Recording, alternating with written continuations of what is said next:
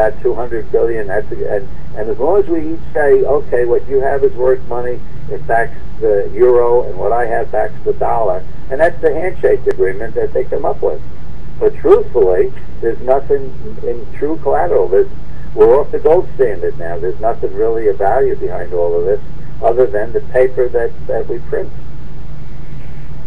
Well, I think that's a shame, and that's why I'm pushing. One of my, I've been reporting on the whole New World Order plan. This is a plan for global government. Yeah. And our Constitution has to be subverted and destroyed. And the Congress worked at that. They tried to change, for the last 10 years, they've tried to change this clause in the Constitution that makes Obama basically an illegal president. Yeah. And still, they never quite accomplished that, but they did get their candidate of choice in. Now, whatever happened to the Trilateral Society? The Trilateral Commission is still in operation. The Council on Foreign Relations is still in operation, and of course the UN is the one responsible for directing all of our money to 150 countries. Many of them which would have been communist or whatever. They're all, if you agree to become a part of the whole New World Order for global government, one world banking of the bankers, by the bankers, and for the bankers. Yeah. Then you're in, and whether you're Libya or Egypt, you're gonna get some money. You're gonna get funded. If you're going against it and you're doing things like Chavez down there, I mean, if you live in Venezuela, you're paying 25 cents a gallon for gasoline. How dare he? Yeah. I try to stay away from that. Which is their? It used to be City. Citco. Citco, right? Citco. I try to stay away from Citco whenever I can, even though the stations might be owned by Americans. I hate to penalize them, but I know all the dollars from Citco is going into Chavez. But what? Other than not wanting to be in and asking for his gold back, what has Chavez done? The people down there love him. It's only America that doesn't like Chavez. Well, I don't know. You know what he's done? He's cracked down on that. I read an article recently that he's had to put in jail a lot more people that have been objecting to him. That whole phony Congress that he has down there, if you speak out too strongly, then you wind up in jail. They trump up some charge against you. Same thing with the news media. But the college kids have been demonstrating against him, and they're still, stirring up some trouble. Well, Daniel, I'm glad you brought that up, because do you know what country has the most of its citizens, the highest percentage of its citizens in prisons? Unfortunately, I know it's the U.S. of A. That's right, sir. That's right.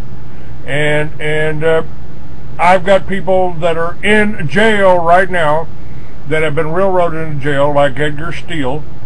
This is a trial attorney, but he made the mistake of defending the wrong people, somebody that the Jewish crowd hated.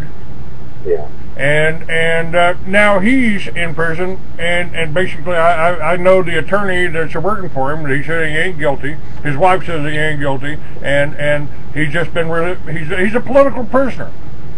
Yeah, that's bad, and they can do it. They can do it. Years ago I had written a letter to a committee in the New York State Assembly that they had spoken to some of my associates, treated them very poorly in the meeting, insulted them and ridiculed them.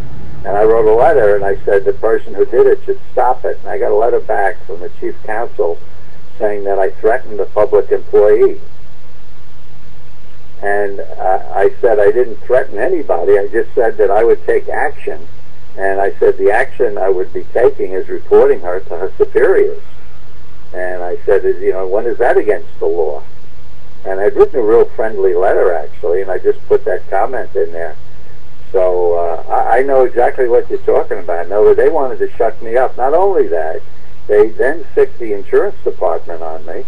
The committee people told the insurance department to investigate me to see if I violated anything. And thank God I try to live like a Christian, so I try to be honest as best as I can. So they couldn't find out I did anything wrong. But all my insurance companies were calling me and saying, "What did you do wrong, Dan? You know, why did they investigate you?" And I said, "Beats me." I said, "The only thing I could think of is this letter I wrote criticizing this committee person up in the state assembly." And then I said, "Well, what did you tell them?" And they said, "We told them you're a fine agent. You're the epitome of what a good agent should be." I said, "Well, thank you very much." But I know exactly how you feel. You know, it's a shame that people use that kind of power. Hey, you know, talking about Chavez, did you know that Harry Belafonte had gone down there a few years ago, and he had just got up on the stage, and they said that Bush was the greatest terrorist in the world, and America was the greatest terrorist nation in the world. Then Belafonte come home. Guess what he got? He came to the U.S. and the AARP named him the Humanitarian of the Year. That's AARP named Harry Belafonte, who criticized he criticized America so badly. You know that Congressman Charlie Rangel, yes, the guy that got censured by the House for cheating on taxes. He defended Bush. He said, "I disagree with President Bush on just about everything, but he's not a terrorist." He said, and for somebody to go and talk to a foreign leader and say the United States of America is a terrorist nation, he said, forget party. He said that man deserves to give us all an apology. And when you get a liberal like Charlie Rangel defending us, then you know how Harry Belafonte really crossed over, you know, beyond the communists. It's terrible. That Chavez, he's bad news. Okay. What would you like to see happen in this country? What directions? I mean, you got 200,000 folks that are over 65, I assume. And you know, now I've talked with the ranchers. I've talked about this Liberty Village project. A lot of these ranchers and the farmers, the problems they're facing is they don't have any laborers. They don't, you know, they don't want to hire illegals. And they say the college kids or the young people don't want to work on a ranch or a farm. And you know what? They're not lying. No. You and I, you know, I don't know if you were wealthy when you grew up, Clay. Were you? No, I was a poor kid. Grew up with a single mother, grandmother with me while my mother worked. You know. And you turned out pretty darn good. Well, it depends on who you talk to. But I started the militia in America after what happened at Waco, which I still think should be we should go back and there's no limits on murder. So there's no statute of limitations on murder, so I still think we ought to go back and investigate that. And I swore I would never sit back and watch something like that happen again without trying to do something. I started the militias, and I've been demonized tremendously by the ADL, Southern Poverty Law, for doing that. And my response simply is, what part of the Second Amendment don't you understand? And I did it. Yes, I did it. But I did it sitting in the governor's office with the governor, who is the commander of the militias. Yeah, yeah. That's U.S. code. That's U.S. code. That ain't Clay Douglas's rules. Yeah, yeah. But what you know, one thing about the guns, you brought up guns, and people don't realize this. But when Benjamin Franklin was over in England before the Revolutionary War, he was trying to make a treaty with the English so we wouldn't have the Revolutionary War. He was trying to get them to let us have representatives in Parliament, which the dope should have done, because if they'd given us representation, then we wouldn't have had the war. But anyway, thank God, in a way, they didn't. But anyway, because he wanted to try to make peace with the British, this was before the Revolution, the citizens in America said he was selling out, okay? And so they had a demonstration, and they had a riot, and they marched in the streets of Philadelphia, and guess what they did? They went up to Benjamin Franklin's home with torches and so on, and you know what Mrs. Franklin did? Mrs. Franklin climbed up to the second-story window with a rifle. And she said, and yelled out and said, "I'm defending this home. Anybody that sets foot on my property with those torches, they're at risk." And the mob finally came to their senses, and they left the Franklin home. And then, later on, they realized that some news guy had taken something that Franklin had said and twisted it. They didn't like him for some reason. And that's a true fact in history. And, you say, well, heck, if it's good enough for Mrs. Benjamin Franklin, then what's wrong with our ability to defend our home? I believe that's implicit. That's implicit, and that's why we had the Bill of Rights, and that's why we have the Second Amendment. And the First Amendment, again, you can worship any way you want, folks, but you don't have the right to go out and try to force everybody else to worship that way. That's correct. That's exactly right. What are you doing to build your growth? We're doing this show, and you'll be listed and all the links to your website on there. What's membership in your organization cost, and what does that get you? Okay. And how is this being run now? What is AARP is being run by a committee? I kind of have every organization I know that's trying to stand up for individual rights or Americans has been infiltrated, and after being in a lot of these meetings, you got one person in there that's purposely trying to throw a monkey wrench into something everybody else is doing. How do you avoid that? And and tell me again what the membership is and what you can do for the people. The membership is $16 a year, and that covers member and spouse. Okay, total $16. We got a 3-year membership and 5-year membership at a discount. Now, what do they get? First of all, they get a quarterly magazine. Second, they get discounts. Discounts like on car insurance, motorcycle insurance, everything you could think of, we got discounts. We're working on a program now for motorhomes, but we have all kinds of health insurance, life insurance, and unlike AARP that only offers one company for life insurance, we offer 4, so that when someone calls said, I want some life insurance, we'll shop the 4 companies that we have deals with. And for example, we have Prudential for long-term care, and they've given AMAC members 5% off. They're one of the more competitive companies to begin with. They've given AMAC members another 5% off. So we got the traditional discounts, but the most important thing we give them is representation in Washington. Kay Bailey Hutchinson, senator from Texas, what had happened was we were asked to come up with a solution by our members on Social Security. A lot of people live on that. They depend on that. And we found out it's going to go bankrupt, and depending on which actuary you listen to, 2022, 2025, and that's no good. So she came up with a formula with some actuaries that said if you change the age that you could collect the minimum from 62 to 65, change the age that you collect the full benefit from 66 to 69, and had a slight adjustment in the cost of living, like 0.25%, then Social Security would be sound for 75 years, just on the money that we're putting in at the rate we're putting in. But the only problem with that, Clay, is that a lot of people, you and I, know what it is to work physically. If you work with your body, when you're 62, you can't climb ladders and carry up bundles of shingles and toss lumber around. And if you're, a trades craftsperson with, plumber, mason, electrician, you name it, a laborer, a farmer, it's hard to physically work. Your body has been beaten for 60 years. So we think it's not fair for people like that. Yeah, for the white-collar guy, it's okay. They can work, 3 more years.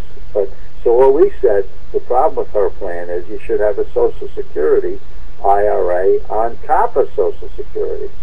Nothing would be mandatory. The only thing would be required is the employer would have to have a payroll slot where they'd offer every employee a tax deduction on their paycheck if they wanted to put in $5 a week or more, up to $5,200 a year in a Social Security IRA. A couple catches to it. One catch, they couldn't get at the money until they were 62. So someone whose age, let's say you get a 35-year-old, and by the time they reach Social Security, under Senator Hutchinson's plan, they would have to wait till they're 65 to collect the first amount. Well, under our plan, they collect their Social Security IRA at 62. They could still retire, and they live on the IRA for 3 years. Then when they started Social Security, they'd not only have the Social Security, they'd have the rest of the IRA. And to make sure that people don't get taken advantage of, we'd require the companies who do the IRAs, no government agencies, no government trust funds, individual companies that do the IRAs and 401ks today, we'd require half of the money got to be put into a guaranteed interest account. So that half of their money that they put in is guaranteed to grow. Now, they can't get at it till 62 except for death or disability. But unlike Social Security, you know, Clay, if you work and you don't get married, or your wife predeceases you, and then you start collecting Social Security and you die, all the money stops.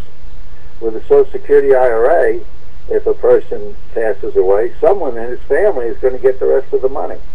So you own it. If you change jobs, the new employer will have to have... See, people today, almost nobody makes out a paycheck. They all have payroll services. It's so cheap. It's literally pennies, you know, a month to have a payroll company cut checks. So it'd be no extra work for the employer.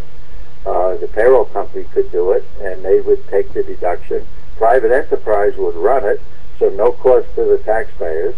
And what would happen? More people would have more money set aside for them when they reach their retirement age. And so that's what we've come up with, and we think that's one of the strong points of AMAC. We want to see that Social Security saved, but it's not enough. Let people have an IRA in addition to that. So that's point number one. Point number two that AMAC is looking to do is we think people collecting Social Security should not have to be taxed on their Social Security portion of income. That's ridiculous. It's double taxing. You know, the billionaires and millionaires have their loopholes. Why can't we have a loophole for people collecting Social Security? It's an insult to all the workers in America that we've got to pay a tax on money we've already paid a tax on. And why? You know, people today on retirement, they're fighting the $4 a gallon Obama gas, and they haven't gotten an increase in Social Security, and they shouldn't be faced with a tax on top of all of that. So that's just a couple of the summaries about, you know, what AMAC is up to. The biggest thing is representation in Washington. And who are you, the lobbyist in Washington? No, we have a firm in lobbyists called the Charles Group, and they're right on Massachusetts Avenue, and they don't represent a lot of the big outfits. They represent charities and other, you know, not-for-profit organizations.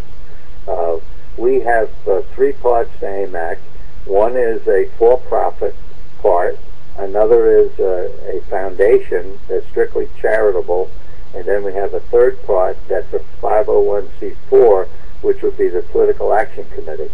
You know, that will enable us. We will support candidates, but we will support issues. So you take Obamacare, for example. We think that's bad. We think they literally do have death panels. I mean, you know, people make fun of Sarah Palin saying, well, there are no deaths. Well, there's something called an Independent Payment Advisory Board, and if you read up what their powers are, then you see they could have the power of life or death, withholding care. Now, you take yourself, for example. This head of the Medicare Medicaid is Dr. Donald Berwick, and he had an institution before he got picked for Obama to run the government agencies. And his institution favors a point system, and it's based on age. If you're older, you get points against you. If you have pre-existing medical conditions, like I do, you get points against you. Now, here's the clicker. This is really if you've used the system, they find out how much money you've cost the system. And if you've cost the system a lot of money, you get more points against you. So when they start rationing who gets the heart operation, if you've got 2 strikes against you, you're going to have more points, and you're not going to get the operation. And somebody who has less points is going to get the operation. Now, why can't we both get the operation like we can today? Because that's how they're going to save money. Now, we've got just a few more minutes left here, sir. Would you tell people how they can get in touch with you? The link's Sure. on my website, but Thank you very much. How can they get in touch with you? You know, how if you can also toss in some ways that I can work with you and help you on this. I would rather support you and work with you than NAACP.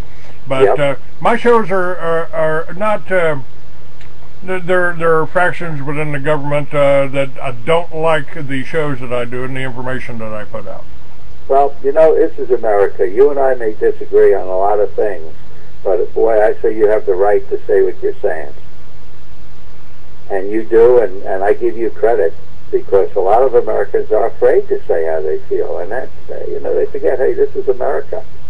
A number of years ago, I sued the IRS, and they said, who do you think you are? And I said, real simple. I said, I'm an American citizen. And, you know, and you've got to have a little courage to do what you're doing, and I salute you for that, that's for sure. But if folks want to join AMAC, the best way is go to our website. It's www.amac.us, not org or com or anything, .us, amac.us. And then there's a place to click on if they want information about joining. And there's a lot of information on our website. I hope your computer's working again. Well, it's barely, but we're gonna. We're just about out of time here, and I want to thank you, Daniel, for being on with me. I once I've had more time to investigate and chat with you, we'll see what we can do to help support you. Okay, Clay, thank you for the opportunity to talk to folks about AMAC. I wish you good luck with your endeavors, and just keep plugging away. All right, sir. Thank you very much. Thank you again. I appreciate it. Right. All right.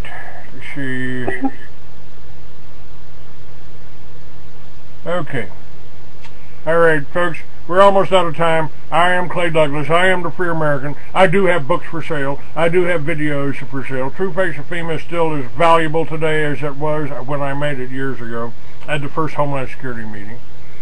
The new books that I'm working on, I think, are going to be blockbusters. And we're going to try to do another type of Free American magazine in a form that'll be really comfortable and entertaining to use, especially with the new iPads and that kind of thing. So, hey, call me. My number's 505-908-9498. That'll get you to me. If you want to order a book or number of books, we got them for sale. We got Mystery Babylon, which everybody ought to read. Got the whole history of the Rothschilds, the history of the CIA drug running operations under George Bush called Operation Watchtower. It's all there.